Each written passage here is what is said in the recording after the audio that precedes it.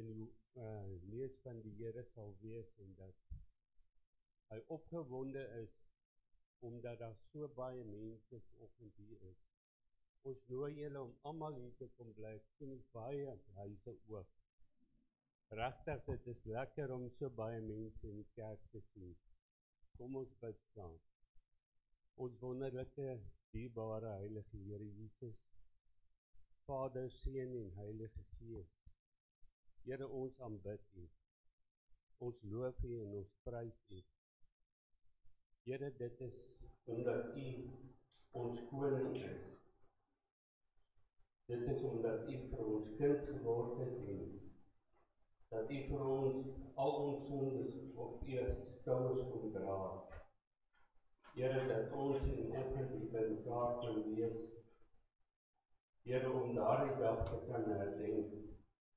Nie soos die wêreld daar buite nie, maar Here, dat ons voor U kan buig en U naam kan groot maak en kan loof en eer. Vader, ons bid nou vir die voorsang. Ons bid dat elke lied wat ons sal sing, dat dit uit die hart uit sal kom. En Here, dat U dit sal aanneem en dat U dit voor die Vader sal neerlê. En dat U daardeur verhooging vir die Here sal word. Ons bid ook so vir Dominee wat ons die woord kan bring, dat U met ons sal wees, dat U ons sal wegsteek agter die kruis. Here, dat U sy lippe sal aanraak met 'n koelvuur uit die hemel, dat hy sal spreek en sy so sê die Here. Ons kom aanbid U daarvoor, ons gee vir U al die lof, al die eer, al die aanbidding van ons harte daarvoor. Amen.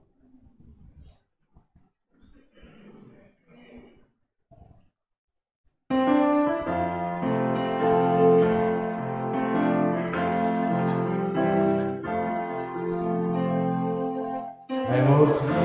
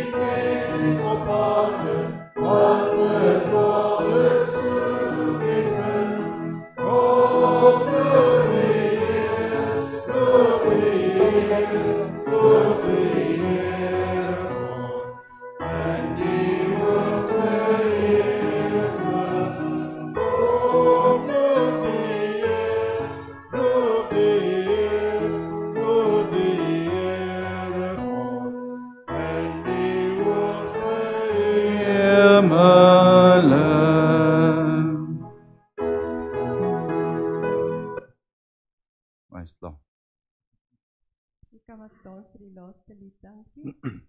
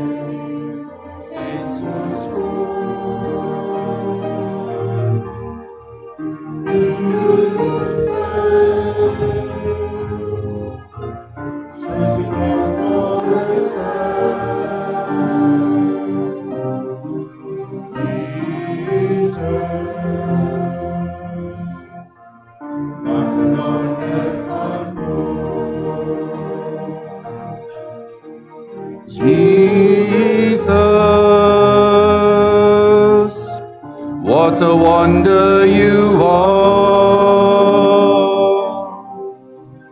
You are so gentle, so pure, and so kind. You shine like the bright morning star. Jesus, what a wonder you are.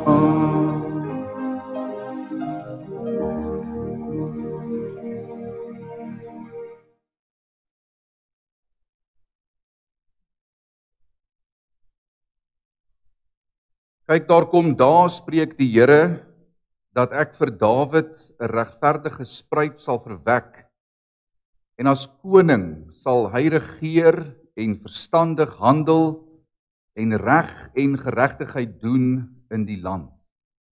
In sy dae sal Juda verlos word en Israel veilig woon en dit is sy naam waarmee hy genoem sal word, die Here ons geregtigheid. Goeiemôre gemeente en geseënde Kersfees. Baie welkom by ons Kersdiens vanoggend. Ons is so bly dat u saam met ons hier is. Baie welkom aan al die besoekers, die vakansiegangers. Ons is bly dat u ook u weg gevind het hier na die huis van die Here en dat u vanmôre saam met ons hier is. Mag die Here sy teenwoordigheid u omhels, mag hy vir u bewus maak van sy teenwoordigheid hier by ons. En mag ek en jy bewus wees ook van sy werking, die werking van sy wonderlike Heilige Gees in ons midde. Baie dankie vir die heerlike samesang. Kom ons maak ons harte stil, dan bid ons net 'n woord saam voordat ons die woord van die Here saam gaan lees. Wonderlike Here Jesus, dit is vir ons 'n geweldige voorreg om vanmôre hier te kan wees, en wanneer ons hier is, dan is daar 'n spesifieke gedagte, gebeurtenis, toneel wat in ons harte leef vanoggend. En dit is die geboortedag van ons verlosser Jesus Christus, die seun van God en die liefling van die hemel. En dankie Here Jesus dat ons vanmôre in U naam hier bymekaar kan wees. Dankie dat ons by hierdie geleentheid ons harte op U kan rig en herdenk die grootste geskenk wat ooit vir ons en vir die ganse mensdom gegee is. Dat U wat gelyk was aan God, in die gestalte van God was, dit nie roof geag het om in die gestalte van God te wees nie, maar dat U self verneder het en gebore geword het as 'n diensknegt, en dat U self verder verneder het om selfs hier op aarde die dood van 'n mens te sterf.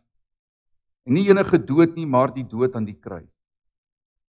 En daarom sê die woord van God, het die Vader U uitermate verhoog, sodat in die naam van Jesus elke knie, van die wat in die hemel, die wat op die aarde en die wat onder die aarde is, sal buig. En elke tong sal bely dat U die Christus is, die gestuurde van God. En ons kom bid en vra dat vanmôre terwyl ons hier is, U hierdie gedagtes ryklik in ons harte sal vasmaak, en dat ons sal onthou waarom ons hier is. Ons bid vir hierdie geleentheid, en ons vra Here dat dit vir U ook 'n lieflike offer sal wees, terwyl ons kinders hier bymekaar is, dat dit vir U 'n lieflike geur sal wees, dat U tevrede sal wees met ons byeenkoms, en dat U naam in ons midde verheerlik sal word. Dit bid ons in die naam van ons koning Jesus. Amen. Nou goed, baie dankie geliefdes, U kan die woord van die Here saam met my oopmaak, en ons gaan vanmôre saam lees uit Josua se 20ste hoofstuk. Josua hoofstuk 20. 'n Skrifgedeelte wat ek baie jare gelede ontdek het. Skrifgedeelte wat ek al aan gemeentes oorgedra het, en 'n skrifgedeelte wat vanmôre weer in my hart lewe om vanmôre aan U oor te dra. Josua se 20ste hoofstuk gaan ons vanmôre saam lees. Nou, terwyl U daar oop is, gaan my 'n geleentheid om so een of twee goedjies te sê voordat ons gaan saam lees, net om ons harte en ons denke so 'n bietjie te rig. In die Ou Testament is daar 'n skatkis van verhale en tonele met karakters en simbole en wonderlike tonele. En wanneer ek en jy daai gedeeltes in die Ou Testament lees, dan is daar altyd met die eerste oogopslag 'n duidelike boodskap wat ek en jy uit daardie gedeelte vir onsself moet vat, waardevolle lesse wat opgesluit is in hierdie verhale en tonele van die Ou Testament. Maar dan gebeur dit ook dikwels, dat wanneer ons by 'n sekere toneel of 'n verhaal van die Ou Testament kom, en ons gaan krap so 'n bietjie dieper, delf so 'n bietjie dieper, lees 'n bietjie op, lees 'n bietjie verder, dan na die karakters, en ons kyk na die simbole van die verhaal, dat ons dikwels in hierdie Ou Testamentiese verhale ook sekere ooreenkomste raak sien. Of kom ons noem dit 'n verwantskap, of dalk 'n gelykheid met die Here Jesus. Dat die Here Jesus vir ons uitgebeeld word in die Ou Testament deur middel van verhale en spesifieke tonele. Dink byvoorbeeld vanoggend gou saam met my aan Noag en die ark, daardie verhaal wat ek en jy van kindsbeen af ken. God se oordeel is onvermydelik oor die inwoners van die aarde, want die inwoners van die aarde het boos geraak. En God se oordeel is op pad, God se oordeel is onvermydelik, en toe God by 'n punt kom waar hy sy oordeel na die aarde toe stuur, toe wis hy almal uit, behalwe 8. 8 mense het hy laat oorbly, 8 mense het hy gespaar, maar hierdie 8 mense se redding was waar? Binne in die ark. Hulle moes hulle self gaan toesluit, of toelaat dat God hulle toesluit in die ark, want daarin was hulle redding. En so word die ark vir jou en vir my 'n simbool van Jesus en die redding wat ons in hom vind, dat as ons toelaat dat God ons toesluit in Jesus, dan is daar vir ons redding van God se oordeel. Dink vanmôre saam met my aan Moses en hoe hy gestuur was om die volk uit Egipte te gaan uithaal en hoe dat dit vir ons 'n voorbeeld is dat toe Moses die volk nou verlos uit die slawerny en uit die verdrukking van die Egiptenaars, wat 'n wonderlike voorbeeld dit vir ons is van die Here Jesus, wat ons ook losmaak uit verdrukking en die slawerny van sonde en ons vyand. Dink weer saam met my aan die verhaal waar Abraham op pad was na die berg om sy seun te gaan offer. En sy seun vra vir hom: "Pa, waar is die offer?" En Abraham antwoord sy seun met hierdie woorde: "God sal vir homself die lam voorsien." 'n Wonderlike vooruitsig dat die lam van God, die seun Jesus Christus, vir ons gestuur sal word. Of miskien dink jy vanmôre aan die toneel in die woestyn waar die volk deur slange gebyt was weens hulle eie ongehoorsaamheid en Moses 'n paal moes maak met 'n koperslang op en elkeen wat in geloof na hierdie slang sou kyk, hulle sou genees word van die byte van die slange. 'n Wonderlike vooruitsig van ons Here Jesus, wat ook op 'n paal of op 'n kruis sou hang en dat as ons in geloof sou opkyk na hom, ons ook genees sal word van die gif van sonde in ons liggaam. En hierdie wonderlike ooreenkomste, hierdie ewebeelde verhelder en beklemtoon dit wat Jesus vir ons kom doen het. Dit wat hy vir jou en vir my kom aanbied het en helaas wys dit ook vir ons waarom hy na hierdie aarde toe gekom het. Nou vanoggend, vanuit Josua hoofstuk 20, gaan ons weer so 'n ooreenkoms raak sien.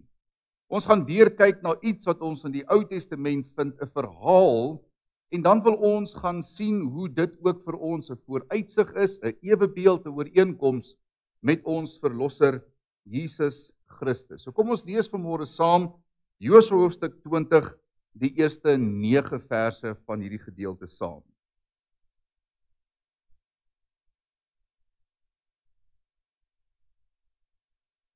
En die Here het met Josua gespreek en gesê: "Spreek met die kinders van Israel en sê: Wys die vrystede vir julle aan, waarvan ek deur die diens van Moses met julle gespreek het.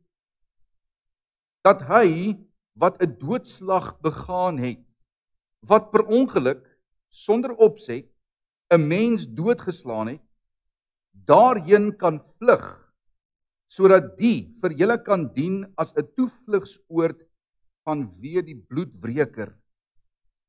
As hy dan na een van hierdie stede toe vlug en gaan staan by die ingang van die stadspoort en sy saak voor die ore van die oudstes van daardie stad meedeel, moet hulle hom by hulle in die stad opneem en aan hom plek gee dat hy by hulle kan woon.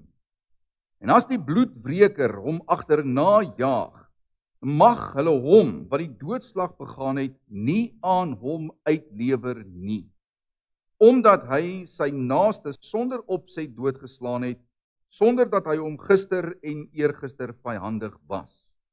En hy moet in daardie stad bly totdat hy voor die vergadering tereggestaan het, tot op die dood van die hoëpriester wat in die dae daar sal wees. Dan mag hy wat die doodslag begaan het weer na sy stad en sy huis terugkeer, na die stad waar hy vandaan gevlug het. Daarop het hulle geheilig Kades in Galilea op die gebergte van Naftali, en Sichem op die gebergte van Efraim, en Kirjat Arba, dit is Hebron, op die gebergte van Juda. En oorkant die Jordaan oos van Jerigo het hulle afgestaan Beser in die woestyn op die gelykveld uit die stam van Ruben, en Ramot in Gilead uit die stam van Gad, en Golan in Basan uit die stad van Manasse. Vers 9 sê, dit is die stede wat bepaal was vir al die kinders van Israel en vir die vreemdeling wat onder hulle vertoef, sodat elkeen wat per ongeluk 'n mens doodgeslaan het, daarheen sou kan vlug en nie hoef te sterf deur die hand van die bloedbreker voordat hy voor die vergadering gestaan het nie. Ons lees net tot daar uit die wonderlike woord van die Here. Moet asseblief nie jou Bybel toemaak nie, want u gaan nou vanmôre saam met ons 'n bietjie moet blaai. Aan al die besoekers wat hier is, baie welkom by Mosselbaai gemeente. Hier blaai ons in die Bybel. En ons hou baie van die klank van bladsy, Bybelbladsye wat ritsel terwyl die diens aan die gang is. So, ek vertrou dat u die Bybel sal oop hê voor jou. Julle wat die selfone gebring het, julle kan hom ook mag gebruik. Net vandag. Omdat julle besoekers is. Goed.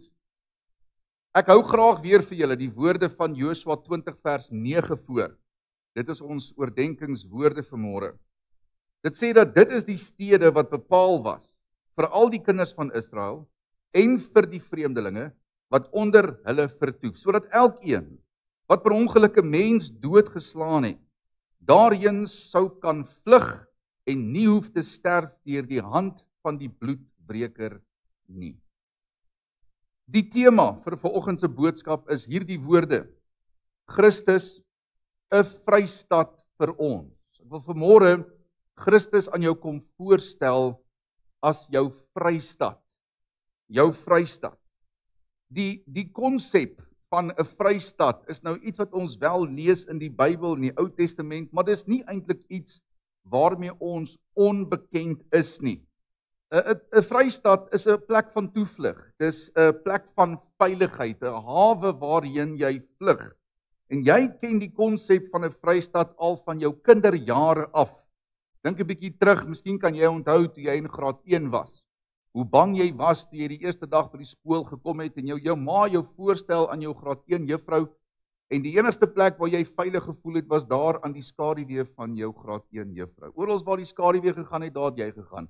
En as die juffrou wegbeweeg, dan beweeg jy saam, want jy het veilig gevoel in die skaduwee van jou graad 1 juffrou.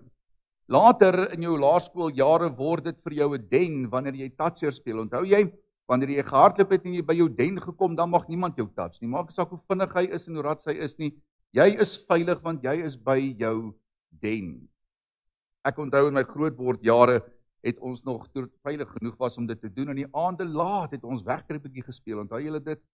En dan trek jy jouself aan met die swartste klere wat jy in jou kas kan kry en swart tekkie, swart kouse, swart hemp, swart baadjie want jy wil seker maak jy kan wegkruip in die skaduwees. En dan was daar iemand aangestel wat jy moet soek. En nee, vind is nie genoeg nie. Wat moet gebeur? Hy moet hardloop. Daar's mos 'n plek, 'n den waar jy moet hardloop en jy moet hoop dat jy voor die persoon daar kan uitkom. En as jy daar kom en jy druk jou hand teen die den, wat skree jy? 1 2 3 blok myself en dan is jy veilig. Dis jou veilige hawe. Dit was jou vrystad. Dit was jou plek van beskutting, jou plek van veiligheid. In die films word dit ook dikwels vir ons uitgebeeld wanneer iemand in 'n vreemde land is en hy beland in verskriklike moeilikheid. Wat doen hy? Hy gaan soek sy ambassade. En dan maak dit nie saak by wie hy in watter moeilikheid is nie, as hy by sy ambassade se hekke ingeloop het, dan is hy veilig. Dis sy plek van beskutting, dis sy vrystad. So ons ken die konsep van 'n vrystad, 'n plek van veiligheid, 'n plek van toevlug. Dis bekend met ons. Dis die hele idee van 'n veilige hawe, die plek waarheen jy kan vlug en weet jy's veilig. En dit was die konsep van 'n vrystad. En God gee nou vir die volk hierdie opdrag: rig vir jouself vrystede op. So 'n plek van toevlug, so 'n plek van vryheid. Nou, kom ons gesels gou so 'n bietjie oor hierdie vrystede. Hierso agterkom in die skrifgedeelte sê dit vir Josua: soos wat ek deur die diens van Moses aan jou beveel het om te doen, rig hierdie stede op soos ek vir Moses gesê het julle moet doen. Nou moet u gou die Bybel vat en saam met my blaai, omdat ons kan sien waar het God vir Moses hierdie opdrag gegee van die vrystede. En die eerste plek waartoe ons blaai is Eksodus hoofstuk 21. Eksodus 21. Hoor nou hoe klink die bladsye van die Bybel, hoor nou. Mooi, né? Mooi klank. Eksodus 21.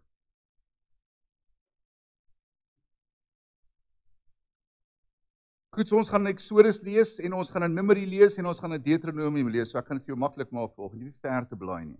Sommer daar by jou waar jy nou is. Exodus hoofstuk 21 vers 12 en 13 en 14. Daar staan daar geskryf: hy wat 'n mens slaan dat hy sterwe, moet sekerlik gedood word. Jy is skuldig, jy moet gedood word. Vers 13: maar as hy dit daar nie op toegelê het nie, maar God dit sy hand laat ontmoet het, met ander woorde, as dit per ongeluk gebeur het, dan sal ek jou 'n plek aanwys waarheen hy kan vlug. Maar as iemand moedswillig teen sy naaste handel om hom met lus dood te maak, moet jy hom van my altaar af wegneem om te sterwe. Kom ons blaai verby na Numeri, hoofstuk 35, Numeri 35.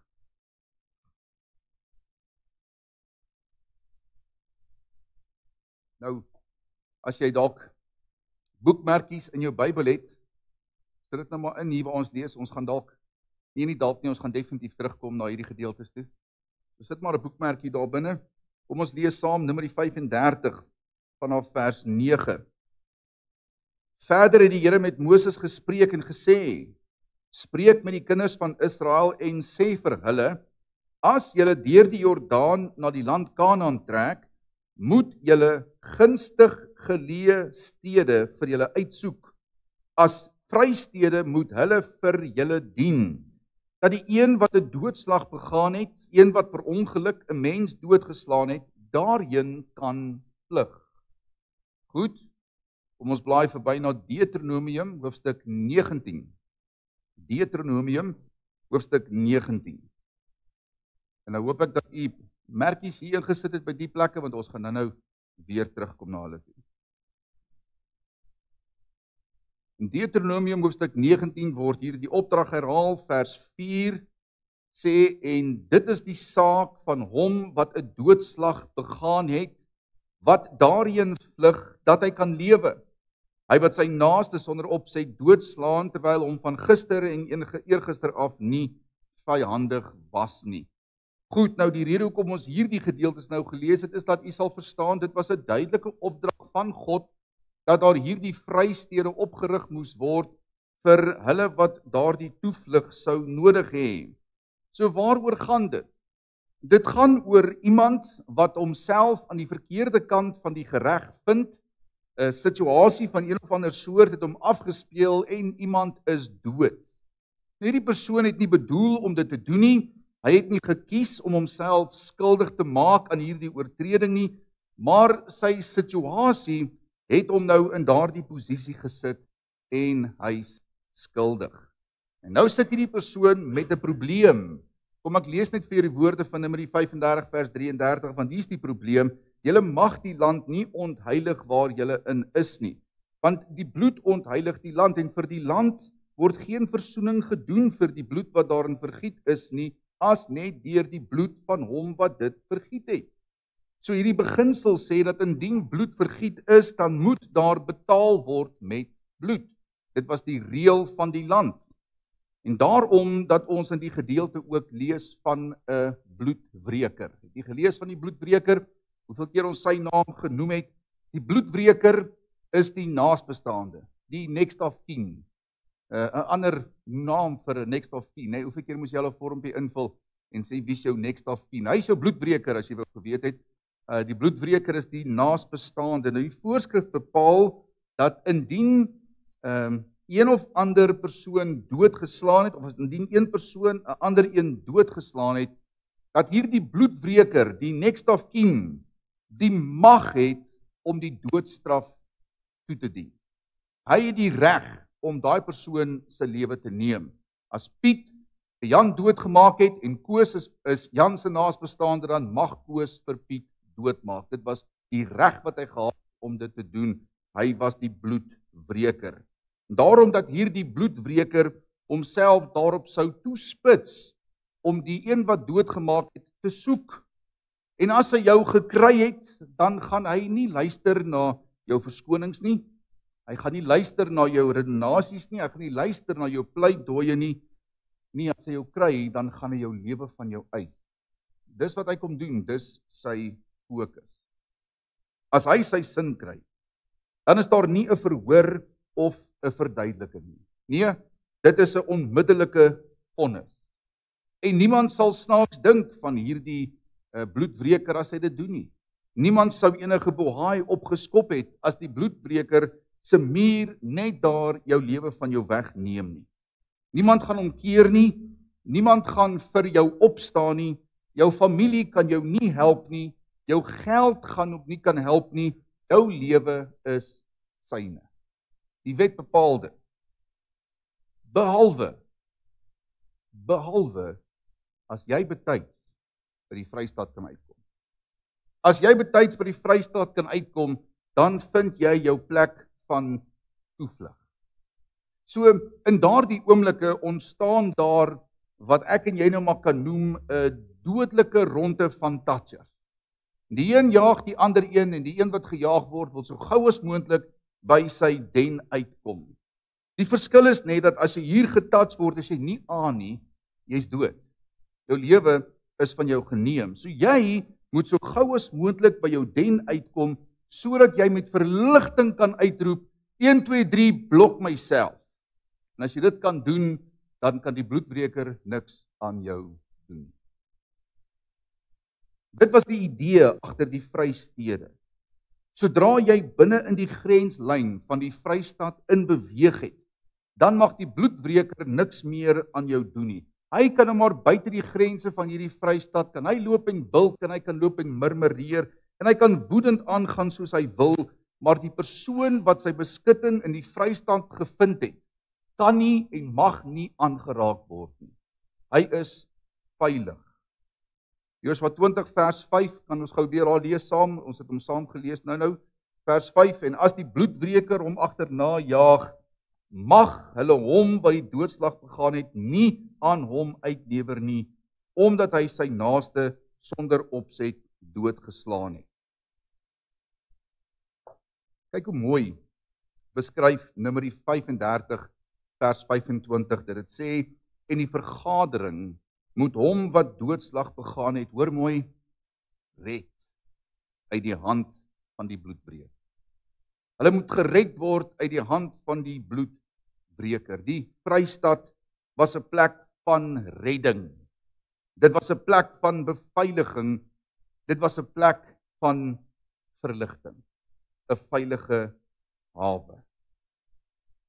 Nou ek glo dat jy nou al teen hierdie tyd die ooreenkoms begin raak sien het van wat ek graag vanmôre met u wil deel oor ons Here Jesus. Maar kom ek kleer dit gou vir ons so bietjie in. Jy sien, ek en jy word gebore as hierdie jammerlike een wat onsself aan die verkeerde kant van die gereg vind.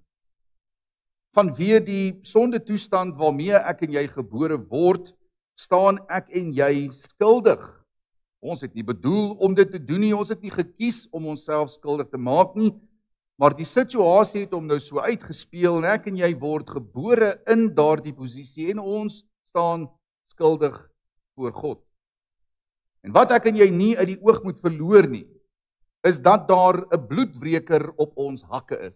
Een wat begeer om ons lewe weg te neem, een wat begeer om ons dood te maak. Hy het homself op ons toegespits. Die woord van God sê in Johannes 8 vers 44, wanneer hy praat van die duiwel, en sê hy was 'n mensemoordenaar van die begin af.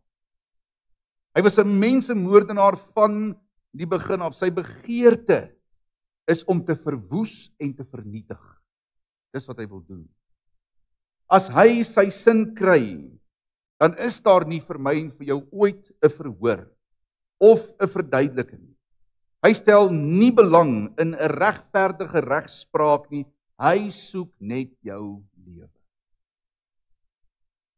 En as jy die dag jou laaste asem hier uitblaas, en hy kan dit regkry om sy kloue in jou te slaan, dan gaan hy sy lewenslange begeerte met jou bevredig. Hy stel nie belang in jou verskonings nie. Hy stel nie belang in jou redenasies nie. Hy stel nie belang in jou pleidooie nie. Al wat hy soek is jou lewe. Niemand gaan hom keer nie. Niemand gaan vir jou opstaan nie. Jou familie kan jou nie help nie. Jou geld kan jou nie help nie. Jou lewe is syne. Behalwe as jy betyds binne die grense van jou Vrystaat kan inbeweeg.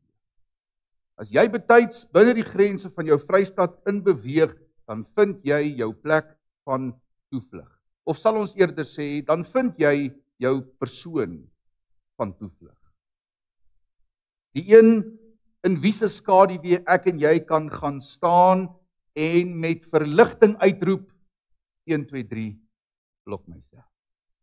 Ek is veilig en jy kan my nie aanraak nie.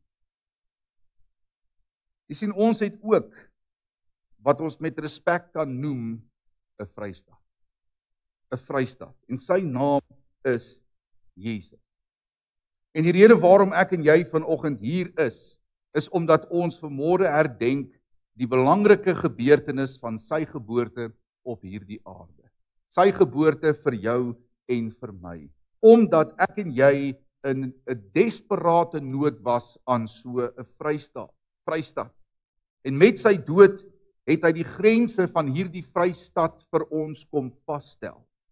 En vir elke een wat skuilings vind binne in sy grense, bied hy 'n ewige beskutting, 'n ewige toevlug, 'n ewige beskerming. En die bloedwreker het geen pad op jou.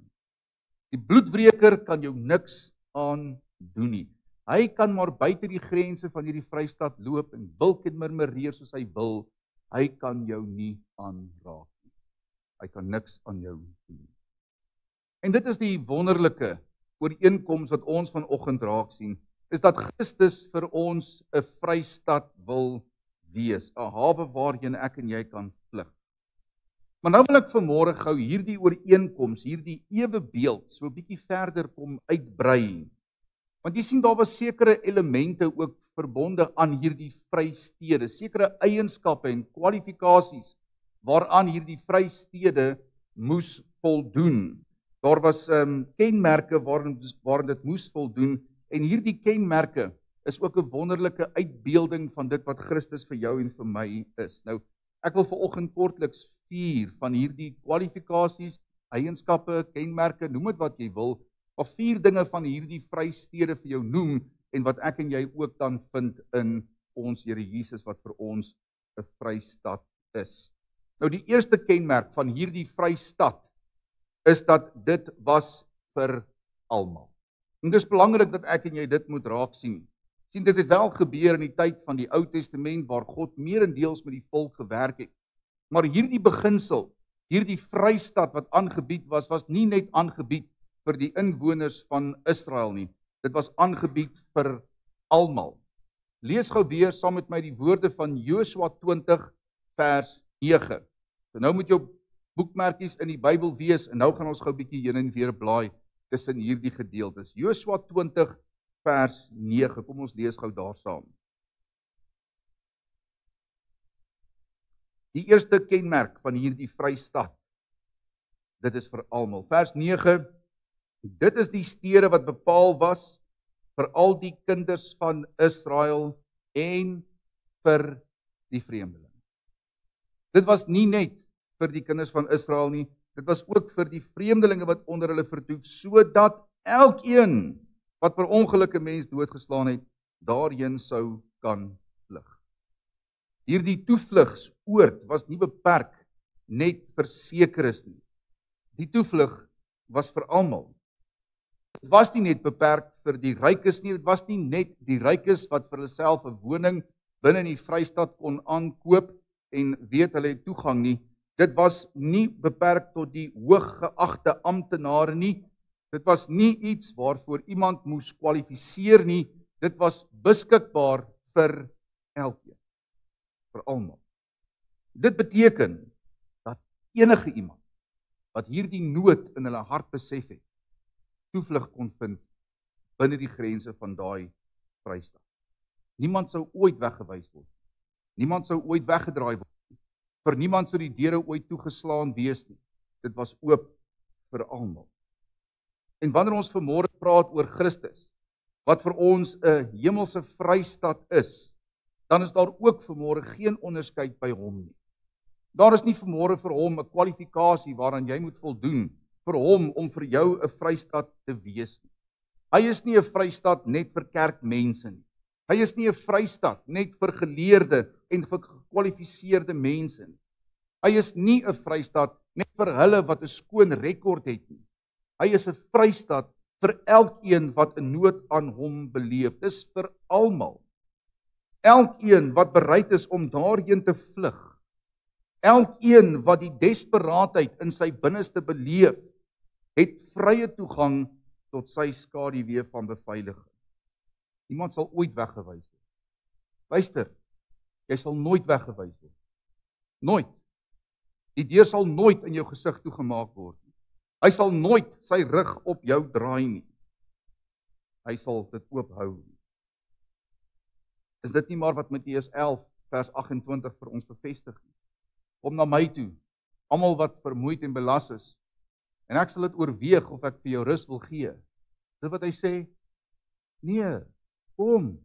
As jy moeg is, as jy oorlaai is, kom. Ek sal vir jou rus gee. My juk is sag, my las is lig. Kom. Ek sal vir jou rus gee. En almal is mos almal, né? Dis mos almal. Christus wil vanoggend vir jou ook 'n vrystad. Vlug na hom toe. Vlug na hom toe. Gaan na hom toe. Hy wil dit vir jou doen. Maar die tweede kenmerk van die vrystad is dat hierdie vrystede moes gunstig geleë gewees het. Blaai gesaam met my na Numeri 35. Dan lees jy saam met my die woorde van vers 10 en 11. Numeri 35.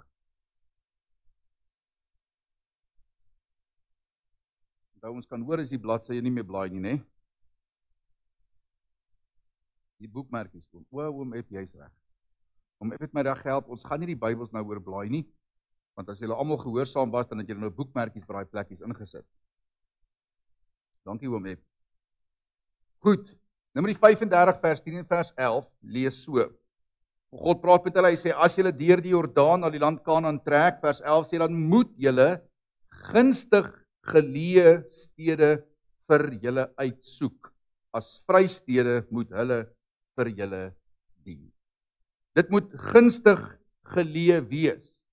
Dit gaan ons nou nie help as hierdie vrystad weggesteek is tussen die bosse en die berge en dit amper onmoontlik is vir jou om daar uit te kom. Jy wil mos nou so gou as moontlik by hierdie vrystad uitkom en daarom moes die vrystede gunstig geleë gewees het. Dis gewoonlik mos maar benoude tye wanneer jy na 'n vreemde plek toe reis, nie waar nie? Baie van u wat hier in Mosselbaai is as vakansiegangers, dalk het jy op pad hierheen op 'n stadium bietjie benoud geraak, omdat jy seker was omdat jy op die regte pad was. Ek onthou 'n tyd gelede toe ek moes klas gee by 'n Bybelskool, ek het so 2 weke terug vir julle vertel van die Bybelskool in Barberton. En die een keer toe ek soontoe moes gaan, toe ry ek Sondag aand na die diens en ek dog dit behoort nie so moeilik te wees, maar dit is 'n goeie 3-4 ure se ry. Hoor jy, en toe ek daar aankom en dis donker en daar's nie ligte nie en ek weet nie waar is die hekke nie en ek kan niemand bel nie. Dis benoude oomblik. Benoude oomblik. Is ek by die regte plek? As ek nou verdwaal, gaan hulle my vind. Is nie dalk iemand wat my gaan vat nie. Is nie dalk ergens 'n gat waarin ek gaan ry nie. Is ek op die regte spoor? Is ek nie op die regte spoor nie? Dis benoude oomblikke. Maar een van die kenmerke van die vrystede was God het gesê dit moenie moeilik wees om hom te kry nie.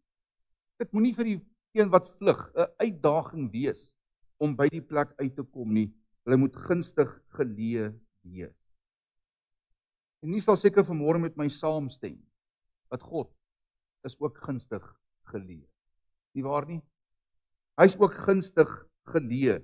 Kan jy nog onthou die dag toe jy jou eie nood besef het en die dag toe jy hom gevind het? Hy was nie moeilik om te vind nie. Hy was nie weggesteek nie.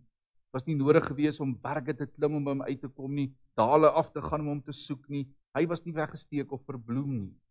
Hoe gaan daai lied wat ons van kindsbeen af sing, op berge en in dale, ja, oral is my God. Gunstig geleë. Oral is my God. Waar ons ook telke male swerwe, ja, daar is God.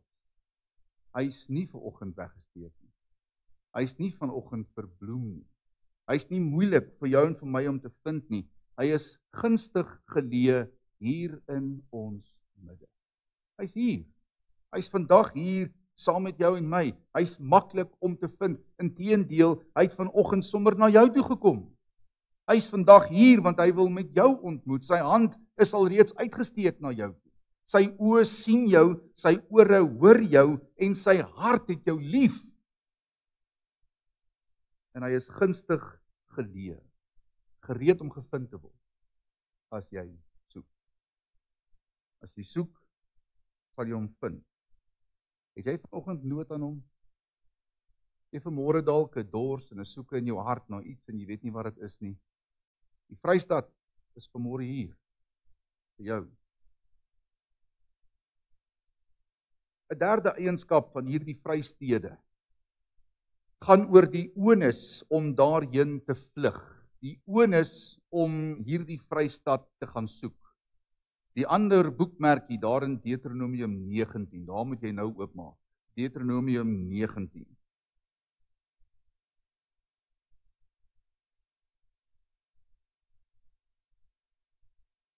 Vers 5 sê, en hy wat saam met sy naaste in die bos gaan om hout te kap en sy hand te gaan opsoek. Hy moet die stad gaan soek, die skuldige moet opstaan en hy moet moeite doen om by hierdie toevlugsoord uit te kom. Niemand gaan hom daarheen dra nie.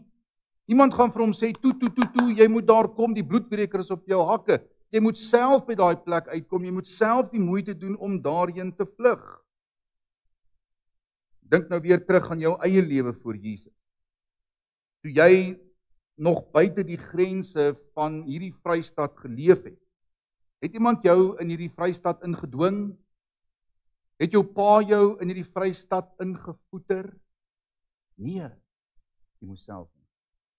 Jy moes die nood van jou eie toestand besef en jy moes gaan aanklop het by hierdie Vrystaat. Dit was jou verantwoordelikheid. Dalk vir een of ander onverklaarbare rede staan jy vanoggend nog buite die grense van hierdie Vrystaat. Jy het nog nie jou weg tot binne in hierdie grense gevind nie. Dalk het jy nog nie die genadeloose haat en die kwaadwilligheid van die bloedbreker besef nie. Dalk het jy geval vir sy valse sin van vrede en veiligheid en jy besef nie dat jy eintlik nog buite die grense leef nie en dat jy op hierdie oomblik presies is daar waar hy jou wil hê. Daar waar hy jou in die hande kan kry. Geliefdes, hoor vandag hierdie waarskuwing. Niemand gaan jou binne in hierdie grense insleep nie. Niemand gaan jou met 'n tou vang, jou trek en jou inbring omdat hulle bekommerd is oor jou geestelike lewe nie. Jy moet ingaan. Jy moet gaan klop aan hierdie deur, die poorte staan oop. Toegang tot hierdie Vrystaat is vir jou beskikbaar. Die prys is in jou plek betaal, moenie bekommerd wees daaroor nie. Die onderhandeling is afgehandel, jou plekkie is oop om tot by die Vrystaat te kom. Nie genoeg nie. Dit help nie jy's daar, maar jy's buite. Dit help nie jy het gevlug. Jy kom kerk toe en jy doen al hierdie moeite, jy's 'n kerkmens, jy lees nou en dan jou Bybel, jy's al rondom hierdie Vrystaat. Maar jy het nog nie ingegaan nie. Jy moet ingaan. Jy moet by die poorte ingaan. Hy wag vir jou. Jou veiligheid is binne, nie daar nie, maar binne. Maar jy moet die deur oopmaak. Jy moet gaan klop. Jy moet vra. Jy moet erken. Die bloedbreker is op my hakke. Ek het hulp nodig. Ek het beskutting nodig. Kan ek inkom? En jou antwoord sal ja wees. En dan die laaste kenmerk van hierdie Vrystaat is dat daar was altyd 'n verhoor en 'n uitspraak. Maak nou weer oop by Numeri 35. Numeri 35 vers 24.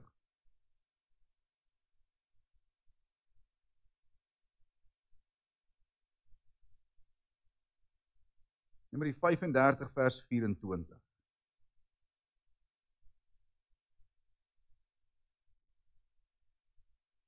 Dan moet die vergadering, dis nou die inwoners van die Vrystaat, die vergadering tussen hom wat doodgeslaan het en die bloedbreker oordeel volgens hierdie voorskrif.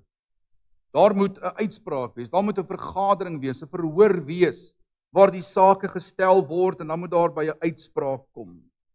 En hierdie vlugteling, hierdie een op wie se hakke die bloedbreker is, hy plaas sy vertroue op die inwoners van hierdie stad. En hy hoop dat hy hulle kan oortuig dat die dood wat hy gedood het, of die persoon wat hy doodgeslaan het, dat dit nie met opset was. En daarom moet hy nou sy weergawe aan hulle vertel, en hy moet dit doen so goed soos wat hy kan, want hy moet hoop dat hy hulle kan oortuig. En dan gaan die bloedbreker kom, en hy gaan probeer om hulle anders te oortuig, en hy is waarskynlik, en heel moontlik, en in ons geval definitief, 'n formidabele vyand. Hy weet hoe om te oortuig. Hy weet hoe om te mislei. Hy weet hoe om te lieg en te bedrieg, om te kry wat hy wil hê, om mense op 'n dwaalspoor te plaas. Maar helaas lê die mag by die inwoners om te besluit. Die inwoners besluit die voorland van hierdie skuldige. Nou, hulle mag dalk, nadat hulle alles aangehoor het, besluit om die skuldige te oorhandig. So wanneer hy by die Vrystaat kom, is daar nog steeds 'n moontlikheid dat hy nie sy beskutting daar sal vind nie, of hierdie inwoners kan besluit om volgehoue beskutting aan hierdie persoon te bied. Nou by ons is dit ook nie anders nie. Vir ons is daar ook 'n verhoor en 'n uitspraak. Die verskil is net dit, dat ek en jy gaan gelukkig nie nodig hê om ons eie saak te hoef te verdedig. Gaan nie nodig hê om ons eie weergawe te gaan verdedig nie. Daar sal ook nie ag gegee word op die bloedbreker se opinie oor jou nie. Hy kan kom sê wat hy wil, niemand gaan vir hom luister nie, want Jesus, ons Vrystaat, het die saak in ons plek afgehandel. Die Engels sê dit 'n bietjie beter. Hy het dit gesettel. Dis gesettel. Daar's niks om verder te praat nie. Daar's niks om verder te verhoor nie. Jy gaan nie nodig hê om jou saak te gaan verdedig nie. Jy gaan nie nodig hê om jou vertroue te plaas op inwoners in die hoop dat hulle jou kant sal kies nie. Want Christus se kant is klaar gekies. En hy het jou kant gekies. En hy wil jou beskerm. Hy het die saak afgehandel, die prys reeds betaal. En die uitspraak is eenvoudig. Daar's 'n uitspraak. En die uitspraak sê vrygespreek. Vrygespreek. As jy by hierdie Vrystaat inkom, is die uitspraak vrygespreek. Nou kom ek sit vir jou 'n paar tekste op die bord, net sodat jy saam met my kan lees. Efesiërs 1 vers 7 sê, in hom, dis nou ons Vrystaat, in hom het ons die verlossing deur sy bloed, die vergifnis van die misdade, na die rykdom van sy genade. En wanneer ek en jy dan na hom toe vlug, dan sê die skrif verder in Jesaja 43 vers 25, ek is dit wat jou oortredinge uitdelg om my ontwil. Hoor hier, en aan jou sondes dink ek nie. Jy gaan nie weer nodig hê om jouself te gaan verdedig nie. Verder sê die woord van God ook hierdie woorde in Psalm 103 vers 12, so ver as die ooste verwyderd is van die weste, so ver verwyder hy ons oortredinge van ons. En wanneer hierdie dinge alles in jou lewe plaasvind, dan kom ek en jy ook uiteindelik by hierdie wonderlike uitspraak in Romeine 5 vers 1, omdat ons dan uit die geloof geregverdig is, het ons vrede by God. Jy sien, daar is 'n uitspraak. Wanneer ek en jy by hierdie Vrystaat in beweeg, dan is daar 'n vryspraak. En hierdie vryspraak of hierdie uitspraak sal altyd so klink. Vrede by God. Binne die grense, vrede by God. Buite die grense, verwoesting, vernietiging en verdrukking. Binne die grense, vrede by God. Ons is vanoggend hier om te herdenk dat 'n verlosser vir ons gebore is. 'n Koning wat 'n diensknegt geword het. 'n goddelike wese wat 'n baba geword het. Hoekom? Hoekom het hy dit gedoen? Omdat die wêreld doemwaardig was. Omdat ons vanweë ons sonde toestand skuldig voor hom gestaan het. En omdat die bloedbreker die reg gehad het om ons lewe te kom vernietig en te verwoes. Niemand sou hom keer nie. Niemand gaan vir jou opstaan nie. Jou familie sou jou nie kon help nie. Jou geld sou jou nie kon loskoop nie. Jou lewe was syne. Maar wat dit alles kom verander het, was die dag toe die Seun van God vir ons gebore het. Daar het alles vir jou en vir my verander. Want daardie dag het God vir ons 'n vrystad kom vestig. Hy het vir ons 'n vrystad kom oprig, 'n plek van toevlug. 'n Persoon waarheen ek en jy kan vlug en in wie se skaduwee ek en jy kan gaan staan en met verligting uitroep 1 2 3 klop myself. Ek is veilig. Ek is veilig. Dis hoekom ons hier is. Ons vier die geboorte van hom wat alles weer vir ons kom regmaak het. Wat vir ons kom losmaak het uit die kloue van die bloedbreker. En my gebed is, geliefdes, dat ons dit vandag sal onthou. Terwyl ons saam met ons gesinne kuier, terwyl ons om die tafel eet, terwyl ons vandag mekaar se geselskap geniet, dat ons sal onthou dat ek en jy is 'n burger van die Vrystaat. Ons is 'n burger van die Vrystaat. Ons is burgers op wie geen wese meer 'n vashou het nie. Christus wil vanoggend vir jou ook 'n Vrystaat wees. So vlug na hom toe. Vlug na hom toe. Hy's gunstig geleë. Sy hand is uitgestrek, sy oë sien jou, sy ore hoor jou en sy hart het jou lief. Toegang is vir jou beskikbaar. En as jy die deur oopmaak, dan sal daar vanoggend 'n uitspraak oor jou lewe wees. 'n Uitspraak wat sê vrede by God. Kom ons sluit af met die woorde van Spreuke 18 vers 10. Geliefdes, die naam van die Here is 'n sterk toring. Die regverdige hardloop daarin en hy word beskik. Amen. Kom ons maak ons harte stil. Ek gaan vra vir Dominee Ricard om vir ons net 'n slotgebed te doen. Dankie my broer. Dierbare verhoogde Here Jesus, dankie dat ons in hierdie oggend ook hierdie geleentheid kan herdenk waar U mens geword het. Net besef, U is nie mens nie. U het dit vir 'n oomblik vir ons geword. Maar U is die God van die hemel, na wie toe ons kan vlug. Dink so aan die woord van die Here wat sê, U is gebore, en daar was geen plek in die herberg vir U. Maar Here, U skep vir ons 'n plek om heen te vlug. 'n Veiligheidshawe. Hoe wonderbaar is U naam. Hoe groot is U, o Here. As ons dink aan die woord wat sê, die duiwel loop rond soos 'n brullende leeu en soek wie hy kan verslind, is dit die breker wat vanmôre nog agter siele aan is. Hoeveel siele is daar wat nog buite Christus is en nog nie ingekom het. En U begeerte is dat hulle sal inkom. U het gesê, hoe dikwels wou ek julle by mekaar maak, soos 'n hen haar kykens onder haar vlerke, maar julle wou nie. Here, die onus lê by ons. U het alles gedoen. U het mens geword, 'n volmaakte lewe geleef. U het gesterf aan 'n kruis. U het waarlik opgestaan. En al wat U sê, kom na my. Dankie dat U die wegbereider is en alles vir ons gedoen het, sodat ons kan inkom in die hemelse poort. Dink aan daardie halleluja wat sê die hemelse poort staan wyd oop. Here Jesus, mag ons ingaan na U toe en skuiling by U vind.